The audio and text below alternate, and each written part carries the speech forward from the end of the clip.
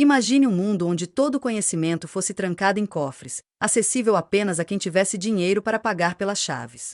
Agora imagine o contrário, um mundo em que todo o saber pudesse ser compartilhado, adaptado e melhorado por qualquer pessoa.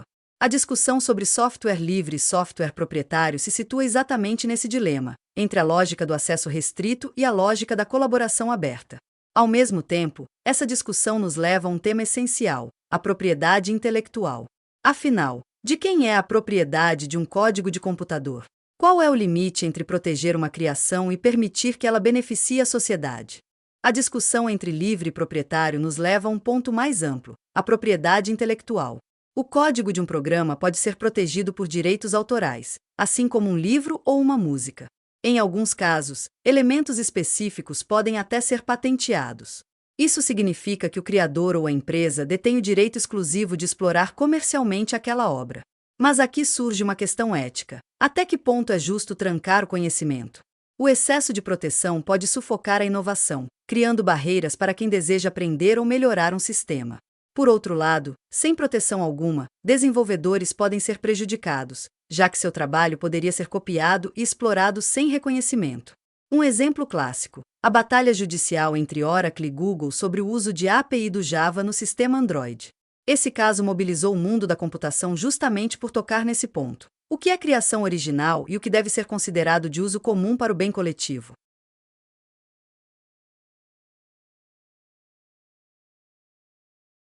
O que é software livre e por que ele importa? Software livre não significa software gratuito. Ele é definido pela liberdade do usuário, liberdade de executar, estudar, modificar e compartilhar o programa. Essa filosofia nasceu nos anos 1980, com Richard Stallman e o movimento GNU, como uma forma de reagir ao fechamento dos softwares comerciais que impediam os programadores de aprender e colaborar. Um exemplo prático: o sistema operacional Linux. Ele é usado em servidores do mundo todo, em supercomputadores, em celulares Android e até em dispositivos que você provavelmente tem em casa, como roteadores. Tudo isso se tornou possível porque milhares de pessoas ao redor do mundo puderam contribuir livremente para o seu desenvolvimento. A lógica do software livre também dialoga com valores éticos, solidariedade, colaboração e autonomia. Ao optar por um software livre, organizações podem reduzir custos, evitar monopólios tecnológicos e ainda incentivar o aprendizado coletivo. O foco do software livre é a liberdade do utilizador, e não necessariamente o preço gratuito, embora a maioria seja distribuída gratuitamente. As 4 liberdades fundamentais do software livre. Para ser classificado como software livre, um programa deve garantir as seguintes liberdades à comunidade de utilizadores. 1. Liberdade para executar o programa. Qualquer pessoa pode usar o software para qualquer finalidade.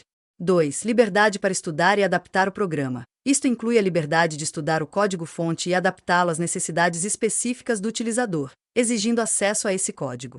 3. Liberdade para redistribuir cópias. Os utilizadores têm o direito de partilhar o software com outros, ajudando a comunidade. 4. Liberdade para aprimorar e distribuir melhorias. Os utilizadores podem modificar o programa e distribuir as suas melhorias, de modo que toda a comunidade possa beneficiar dos avanços. Software livre versus software gratuito. Software livre não é sinônimo de software gratuito. O termo livre refere-se à liberdade do utilizador e não ao custo.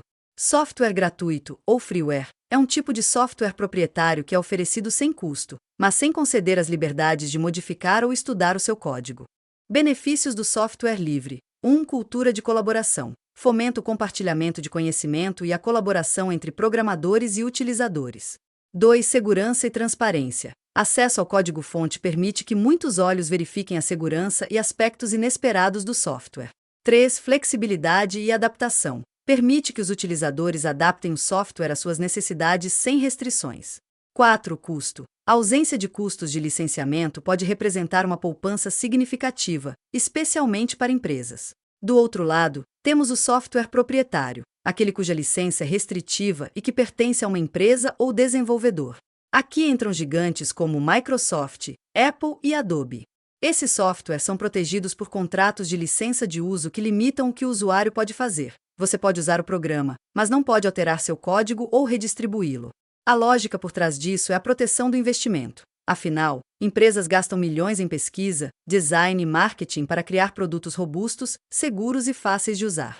O modelo proprietário garante retorno financeiro, o que, na visão dessas empresas, permite inovação contínua. Mas há também dilemas. Será que um software proprietário cria dependência do usuário? Será que ele pode impor preços abusivos ou práticas de mercado desleais? Pense, por exemplo, nos altos custos das licenças de softwares de design, que muitas vezes inviabilizam o acesso de estudantes e profissionais independentes. Os utilizadores adquirem o direito de usar o software através de uma licença, cujos termos são definidos pelo proprietário, e normalmente não podem distribuir ou modificar o programa sem permissão. Principais características do software proprietário: 1. Código fechado. O código-fonte é mantido em segredo e não é disponibilizado ao público, impedindo que os utilizadores o visualizem, modifiquem ou distribuam. 2. Propriedade exclusiva. O criador ou editor detém os direitos de propriedade intelectual e pode impor restrições ao uso, modificação e distribuição do software. 3. Licenciamento. O uso do software é regido por licenças de usuário final que definem as permissões e limitações. 4. Monopólio legal. A lei de propriedade intelectual concede ao proprietário um monopólio sobre o software. Vantagens do software proprietário: 1. Suporte técnico especializado. As empresas que desenvolvem software proprietário geralmente oferecem suporte técnico dedicado. 2. Qualidade e segurança. Os softwares proprietários costumam ter um controle rigoroso sobre a qualidade e segurança, com testes extensivos antes do lançamento. 3. Integração simplificada. A natureza controlada do software proprietário facilita a integração com outros produtos da mesma marca. Desvantagens do software proprietário: 1. Custos de licenciamento. O custo inicial para adquirir licenças de software proprietário pode ser elevado. 2. Dependência do fornecedor. Os utilizadores ficam dependentes de um único fornecedor, o que pode ser arriscado se o fornecedor alterar os termos de licenciamento ou descontinuar o suporte. 3. Restrições contratuais. Os contratos de licença podem limitar a flexibilidade do usuário em termos de uso e distribuição. Dilemas éticos e provocações. Pense nisso. Se você fosse dono de uma empresa de software, preferiria abrir seu código para que outros o melhorassem ou manteria o controle total em busca de lucro? E, como usuário, você escolheria pagar caro por uma solução proprietária robusta ou investir tempo em aprender uma alternativa livre? Essas escolhas não são neutras, elas revelam valores e prioridades. Optar por software livre pode ser um ato de resistência contra monopólios. Já optar por software proprietário pode ser uma decisão estratégica, buscando segurança, suporte e estabilidade. No fundo, a questão vai além do código. Trata-se de pensar como a sociedade equilibra o direito individual de autoria e o benefício coletivo do compartilhamento. Ao refletirmos sobre software livre, software proprietário e propriedade intelectual, não estamos apenas discutindo modelos de negócio. Para o profissional da computação, compreender essas tensões é essencial, pois cada decisão técnica também é uma decisão ética.